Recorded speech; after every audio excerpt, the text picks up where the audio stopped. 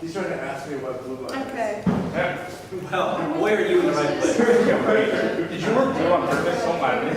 No, this is our company logo, this is our shirt. To be very clear, Prime is not sponsoring this event. I'm just doing this out of the goodness of my own heart. We are doing this out of the goodness of our own hearts.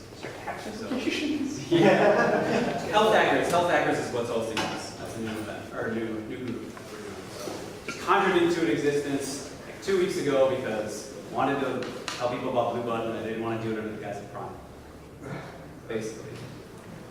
All right, let's get this show on the road. So, we're going to try and do this in under 10 minutes or less. Don't hold me accountable. If you pull out a timer, I'm probably going to go over. Everything you see here is going to be available online afterwards. We'll email you guys the links and everything. There'll be some links in here. We're going to breeze through some stuff, so don't worry about it. You'll get it in an email. So with that said, let's get started. Who in here, first of all, even knows what Blue Button is? I mean, everybody, right? You were asking? Okay. So the hardest part about Blue Button that we learned over like the first 3 months we had of integrating it was just that we didn't even know what we were supposed to be looking at. There's Blue Button Plus, there's all this other stuff. So the first thing you need to be dangerous about Blue Button, you just need to know what you've been talking about in the first place, because ONC and HHS are going to talk about it in a lot of different ways. So I'm going to tell you about what you need to set up before I tell you how to set it up. So, the state of things. The state of things is, this shit is confusing. There is so much out there. There is a dozen resources with 1,000 articles on 1 million different pieces of Blue Button. The most important thing is that Blue Button is not Blue Button Plus. Blue Button is something that the VA implemented.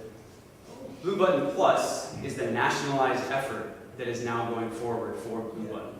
So, I'm going to differentiate between them in here, but basically, whenever you talk about Blue Button in the future, you're talking about Blue Button Plus. Within Blue Button Plus, there's also push and pull specifications for how you get the data. The basic breakdown is Blue Button Plus push. It uses a technology called Direct. It's basically fancy email. You say, as a patient, you go into your provider, you say, send my data to this app on my iPhone, something like that. Blue Button Plus pull is the opposite. It's like Facebook Connect. You go into an app instead of a provider and you say, give me my data from my provider, pull it into this app. We're trying to combat this with Health Hackers. This is the first event. I plan on doing this more than once, so I'd love your feedback after this. The second major state of things is the fragmentation that's happening. This is why we're doing this in the first place, right? There's a ton of EMR vendors. There's what's that? Only one good one. And no one ever got fired for hiring them. Who do you think that is? Yeah, we can talk about that afterwards. So there's really low adoption, and there's just really no central place for documentation. Just furthering your initial point, right, of this identity crisis that is Blue Button right now. And this just leads to nobody knows what to do with any of this. And there's a lot of sub-reasons for why the technology has a low adoption. There's entrenched businesses, there's just documentation being everywhere. I'm not going to talk about that, that's outside the scope of this, but I'm happy to answer any questions and provide my opinion on that afterwards. The third major thing in the state of things is that no providers have enabled Blue Button Plus push yet. For all intents and purposes. So like, why am I talking about this, right? Why would you even want to implement this? One, you can be dangerous when people finally decide to start turning on this information. Say Practice Fusion, say Epic, whoever, or a provider who doesn't use a major vendor. The other thing is, even if you don't know, even if you're not going to implement this right now, you can use this technology to do other things like parse CCDA files from other providers. So I know what you're thinking. Let's just get into it. We're not going to talk about Blue Button Plus pull. We're just talking about push.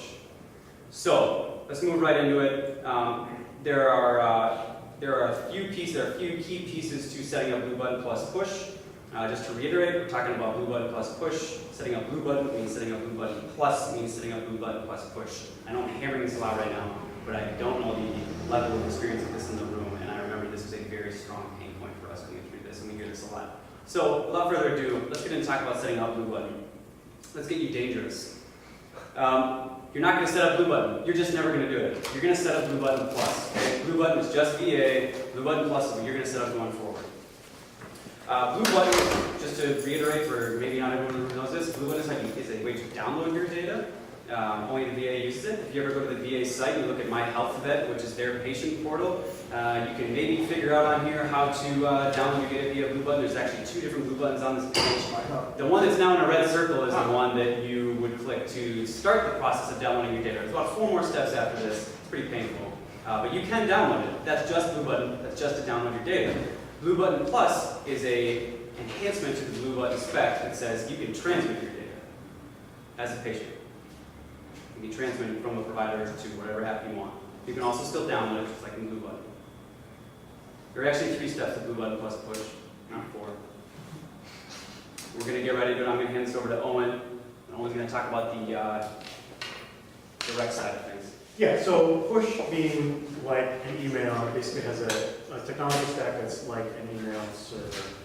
And there's some reference implementations. So there's the 2 major ones are a Java one and a C# one. We don't have a lot of Windows experience, so we didn't really look at the C# one, but it is totally functional as well. So implementing the Java one, these are kind of the key things that we need to do to get our implementation to be functional. So there's a configuration server, which is just a web server that serves off like parameters for how it's going to run. There's a DNS server, which you're doing so that people can find your where you're hosting all of this. Then there's the email server, which is actually how you receive the direct messages. And there's a certificates component, and so for that is how you establish trust and send these secure messages. All right, so the first thing that you set up is the configuration server. You start that running, and that's how all of your other components get the details about what they're supposed to be doing. The sort of settings that you set up inside of that are your domain name, which can be whatever you decide, and then your certificate and bundle settings, which is going to be your certificate for doing these encrypted messages, as well as those public certificates of the people that you trust that you want to send to, or bundles like the Blue Button Trust bundle. There's DNS settings, and so as you're setting this all up, you have to set those. And the link at the bottom has instructions for all of this, basically like a walkthrough link that just like explains what to do step by step, and we can take questions about that too if people have more detailed questions outlined. And then there's just like additional settings that are just like you choose the setting and put what value you want, like what message you want to send to people and things like that. So the very first thing to set up is the DNS server, and this was kind of painful for us to set up. It took a week to get all the kinks worked out, and that was probably because it was the first time I had really set up any DNS server, so that was just kind of tricky. First thing to do, pick your domain name, whatever you want your email addresses to be. So like in the analogy, like at gmail.com, that's your domain name for your direct address. A lot of people use like direct.theirprovider.com, whatever they want to do along that lines. The little tip that I have is choose short timeouts. Like the default DNS timeout in a lot of cases is like 8,000 seconds, and so that's like 24 hours. So if you accidentally test the wrong value like that, then you have to wait for 24 hours for the cache to expire before you're going to try it again. And DNS says you should have 2 servers, or technically it says you should have 3, but so then there's the mail server, and that's what's actually receiving these communications. And this one from the Java side is actually very easy to implement. You follow their instructions again, but it's just like one little script you run to set your domain that you chose, and then you turn the server on, and that's about it. The configuration's already coming from that configuration server, and then it's just good to go. It's been pretty easy actually from that side. Certificate generation, you kind of have to do that in advance of while you're getting everything set up before you run everything.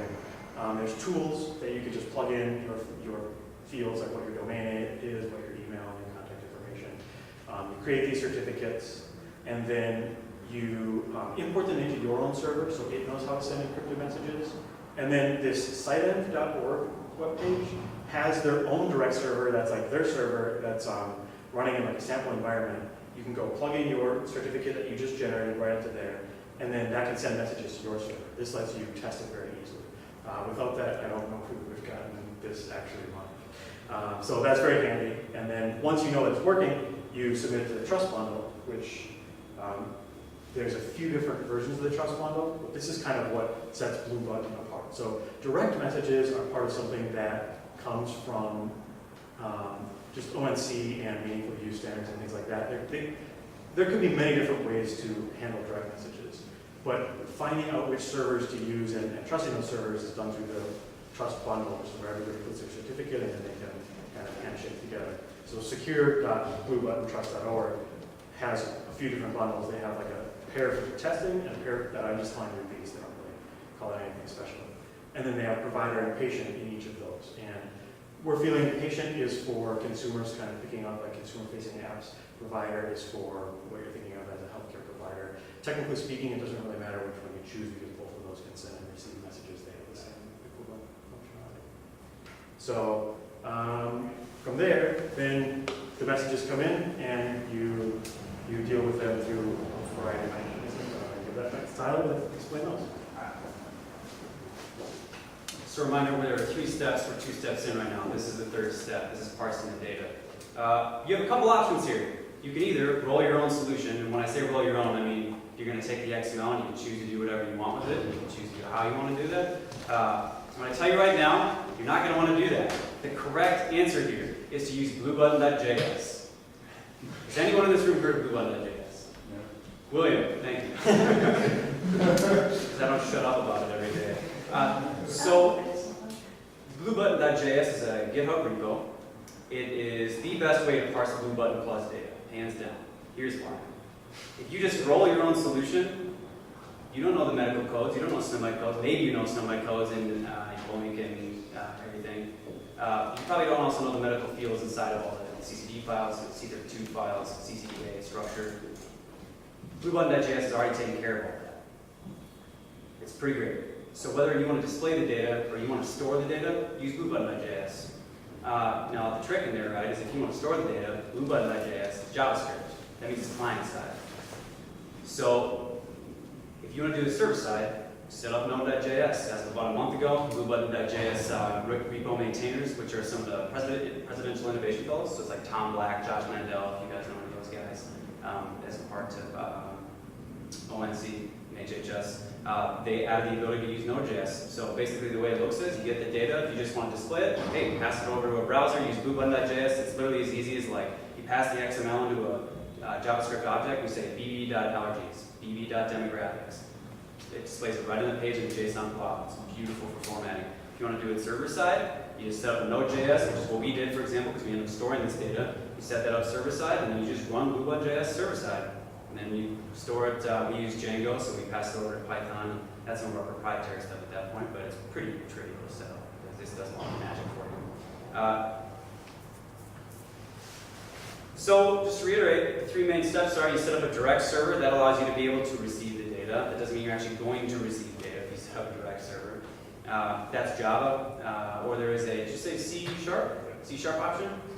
Then you get in the trust bundle. That's basically volunteering to say we would like to get data at some point, and then either you're going to get the data from providers or on the patient side of the bundle or on the patient side of the bundle of Prime.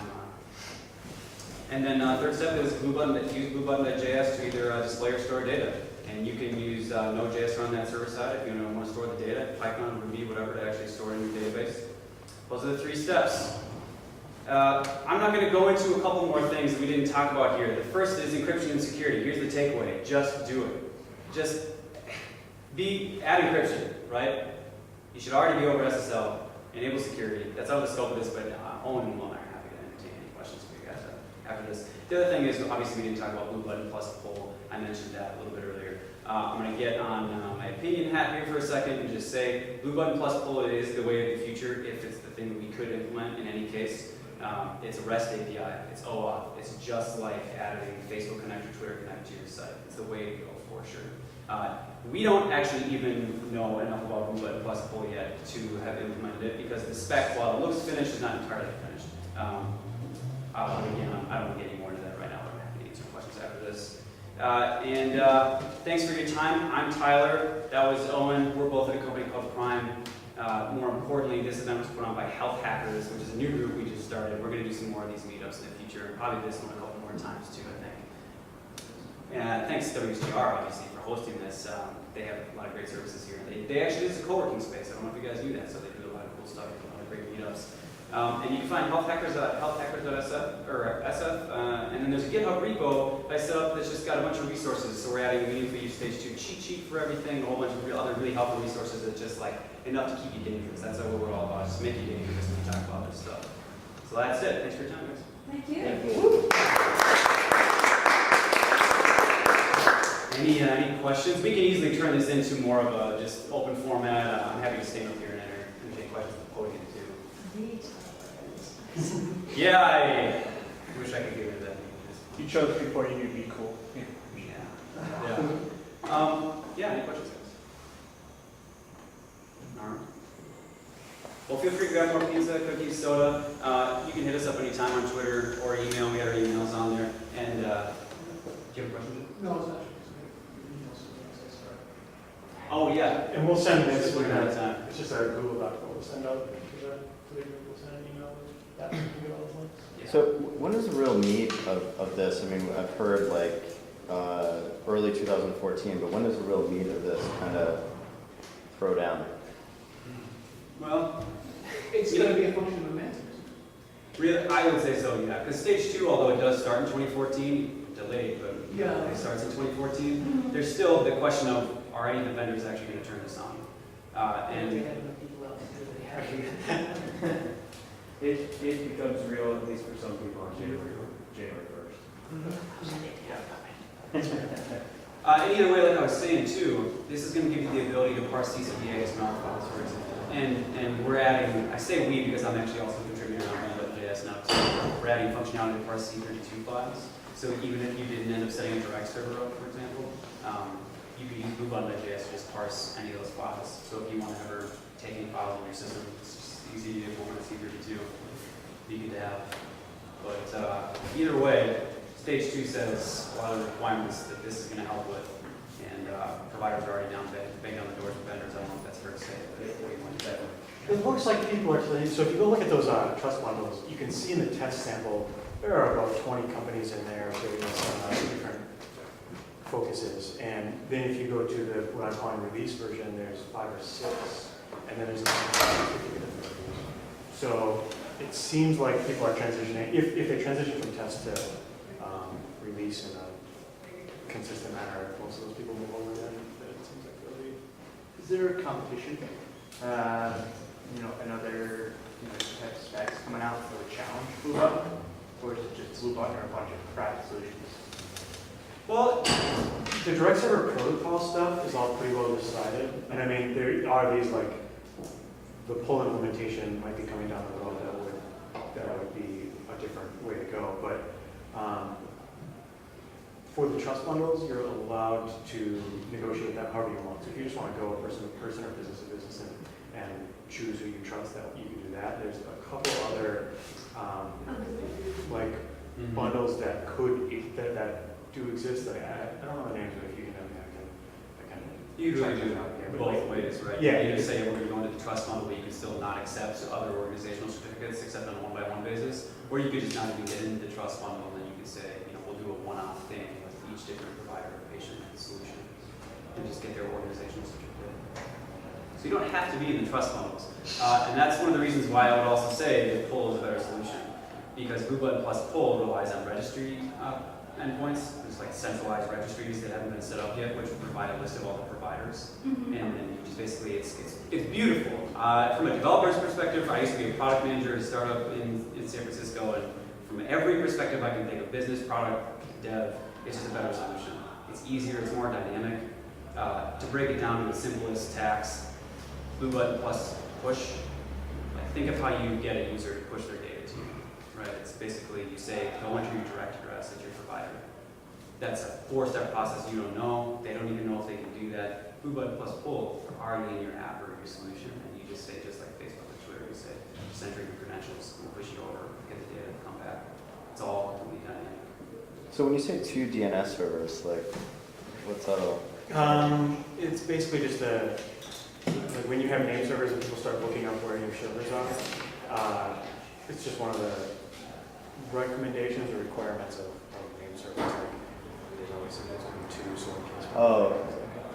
Okay. So is that a subdomain and you're working with wild DNS or just regular DNS? It doesn't have to be a subdomain, but like we did our testing on a subdomain and then we did our main ones. We felt it was a little better for user facing if we didn't have a subdomain, so then that was a little bit more of figuring out how everything should point there. And we can make examples available. There's some examples on the page that we kind of have through as well. It's a bit more complicated than just like basic DNS for like a website, because part of what has to happen is the direct server, before it sends a message, says, tell me your certificate so I can send you a secure message. Then the DNS server sends back a certificate so that they can encrypt that, and then just getting everything to all kind of work together. And so that's, I mean, did you guys just host that on Amazon or Yep. something? And actually, we were using Amazon for DNS on the testing, but then in the end, we are just hosting all of our own DNS with this Java reference implementation because we couldn't really have them sitting in the middle when we were using a subject matter, or when we weren't using a subject matter. I think one of the things we'll do too, by the way, because these are pretty specific questions, and I know human brain is not remember all these details, is we plan on breaking some of this down to blog posts too. So it's nice to have this because it gets people together and get a quick 10 minutes, nothing dangerous, but it's nice to have a blog post so you can go back and reference, your set stuff up. So we help you in that too. Any questions? What do you expect the providers to do versus you as a vendor? I mean, obviously you would like, you know, just all the providers almost to implement, you know, at least the, you know, it's the push side of it, right? What is your expectation, you know, with respect to the providers themselves? I guess it's What do you have to do as a minimum to kind of create demand for the providers to set it all up? Well, I mean, we also wouldn't consider ourselves a vendor in the sense that I think a lot of people would consider themselves a vendor because we're not an EMR provider. We're not a Right. solution provider to the providers themselves. We're a solutions provider to consumers. We're straight to consumers, so that'd be more like Microsoft Health Vault. So is that the question you're asking, or are you thinking Yeah. of like EMR vendors? Yeah, well, actually both, but I mean, Okay. particularly you, yeah. so. Well, vendor, for lack of calling it a solution provider, just, it's the same, providers and you. I think the difference is that the way that the structure looks, right, is you're a patient, you want something, you go to your provider, you say, hey provider, hey Mayo Clinic, give me this thing. Mayo Clinic then goes to, in their case, GE, and they say, GE, we need you to implement this thing in our patient portal. It's not like you as a patient could go to GE and say, I want this thing in Mayo as a patient portal, because they're not going to do it, right? They'll listen to Mayo do it, and they'll probably want some momentum from lots of providers. Yeah, so I mean, it's basically the expectation is just that providers are going to rely on whatever vendor that they work with, wait for them to implement, you know, Blue Button Plus, and then. I think that's really going to come down to the provider-vendor relationship, and that really depends on the vendor. If you got a special vendor, if they're forward-thinking, you get someone like a Practice Fusion, right? They're pretty well-known for that. Let me not just put this on you while you're here, but Practice Fusion is pretty well-known for being pretty forward-thinking this kind of stuff. I mean, it's fair to say no one ever got fired for choosing Epic, right? Epic's probably not going to say, hey, day one, we're going to do this Blue Button Plus push and pull, and Well, there's probably some people over at Kaiser who got fired. for being that. it's entirely possible. That's Well, I mean, you know, at UCSF, I mean, we have, we have, you know, raw HL7 data, for example. I mean, it would be easy enough to convert that into Blue Button and then, you know, hop onto this direct server or whatever, and that's not too difficult.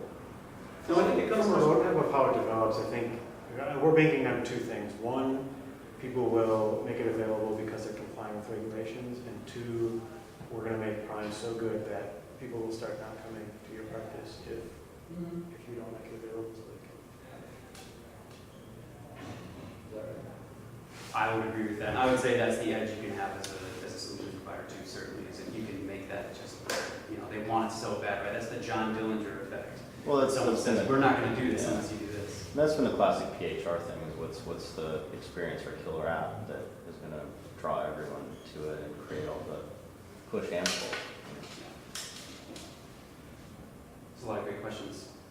Feel free to keep, you can email us anytime with anything else. Any other questions or thoughts? Is it all just stored away? So why aren't you guys talking about Blue Button pull? It doesn't quite exist. Like if push is almost there, pull has a ways to go before it's So you're saying, I'm not a developer, so you're saying it's a technical challenge? it's almost just a timing challenge more than anything. Okay. So like Still in the book. we really would Yeah. like That's that really nice. to exist. Okay. It's kind of it's maybe Okay. bringing it to reality. So these links, for example, the bottom link you see right here, this bottom link. Yeah, if you if you go to that page, that actually shows the entire Blue Button GitHub spec, Blue Button plus full spec. Okay. But if you ask anyone who's working on that, they will tell you it's unfinished right now. What? It's unfinished. It's close, but like I was saying, for example, there's no registry endpoint set up yet where you can ping a registry and say, give me the list back of all providers, and then go to each provider and do dynamic endpoint discovery where it says, give me a list of the patients or stuff like that, basically. Those registry endpoints don't exist right now. That's an interesting thing to point out as well, is Blue Button plus Pull seems like it was very recently renamed the Blue Button REST API. So there's like a working group for that. There were a couple working groups that were like established for the last year or two, maybe within the last week or something. I don't know if I saw it last week. So but I saw not, it. I don't think so. Yeah, so it's like, right, it's like, and so I think they're calling this, they were gonna call it like the pilot working group. They might be calling it the REST API pilot working group. And if you're interested in attending that, you should search for S&I framework. We'll put this in the email too, or the links here, but that's getting started. They're picking the time. So if you like really want to go, you can tell them these are the times I'm available. And that's why, I mean, this one still is kind of being decided by everybody. So the poll model is, it's because there's no central repository, a list of providers? That would be the reason that it doesn't exist right now, but that is a reason that it doesn't exist right now. That's not the core reason, that is a reason it doesn't exist. That's a symptom of the fact that it doesn't exist.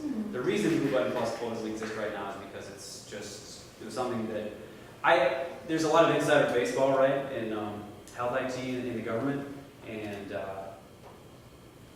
from what I can interpret, it is, from being in these work groups and things like that, it seems like it is 90% of the way there in terms of technically being finished. Okay. It is about 50% of the way there in terms of being That's sold to everyone who exists that's in charge of it. There's a lot of momentum behind Direct because Direct came from, I think, Peter Levin maybe at the VA when he was there. And so there's just a lot of momentum behind that. It's a little bit of bureaucracy, I'm being very honest. So when we get down to, when we start getting ready, we're pulling, and wanting to pull data, from providers, small, medical practices, they're all going to have trust certificates and to enable that. Is that part and parcel of their, I can't remember, is that part of meaningful use requirements or? Being in the trust anything fund. to do with going, huh? Sorry, go ahead. Were you asking if that was, that if being in the trust fund was a requirement for the interviews? Having a certificate? Yeah. That's not a requirement, no. There are requirements like having so many people, so many of your Right. patients get access to their data, right? So many Right. people view it, yeah. I've seen I varying was things. hoping that's something I might have overlooked. I thought one of the things was that providers did have to send messages via direct messages. It's the DBT requirement for MVPs too, so download, view, and transmit. The patient has access and you need to be able to do those things. The transmit is where the direct comes in, obviously, so you need to be able to send via direct. So large providers, like Praxis and other providers, can send messages on behalf of themselves. You don't even have to specify this patient as a front address. If they want to send their record to Mayo Clinic or whomever, Mayo Clinic will have to have a published certificate in a bundle, and you need to be able to send to them. But not every practice, not every provider, not every patient has to have an identity within the system that's sending. And that's part of it. It's the ability to transmit. So they have to have a direct. So they have users that are using practices that are using also Practice Fusion. Yeah. That consumer can get their data and have it transmitted to Prime. If you receive, yes. Yes. That's the core idea behind the trust bundle, where there's a provider side and a patient side, right? And I understand, I'm just like getting down to specific examples, so, Yeah. what works and what doesn't work. And I think Mapping in, out the structure is that the way we just like, how is it set up, how the code is set up for this?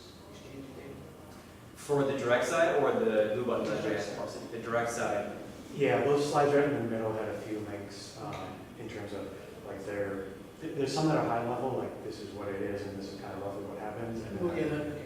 and then there's the specific walkthroughs that are like do these commands. I think so. And you're gonna pilot this already? We're running it right now. Yep. We've been running this for a couple months now, and we've got it fully functional, like with the direct test site that Owen was talking about. You can send yourself test messages from the direct. Any issues with digital certificates as far as like assuming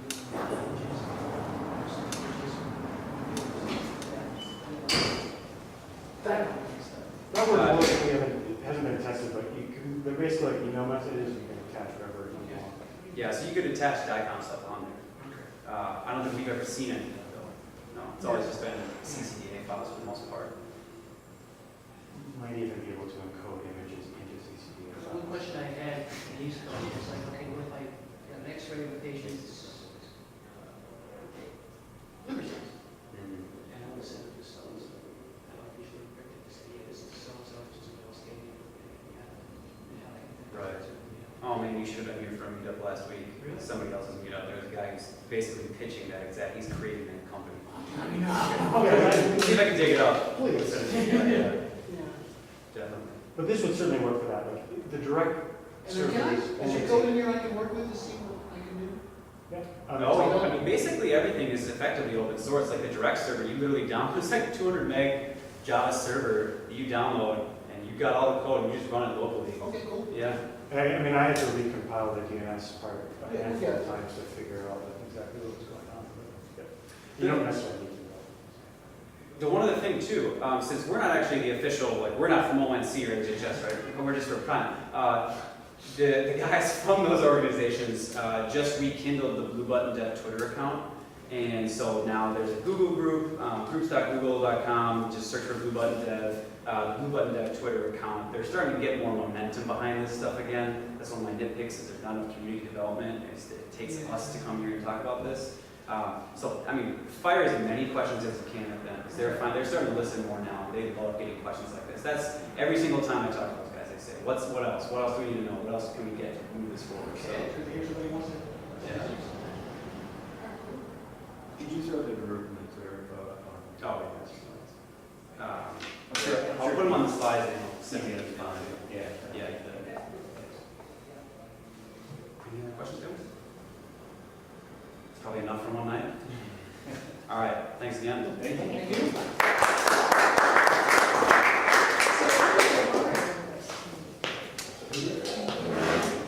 Yeah. Oh.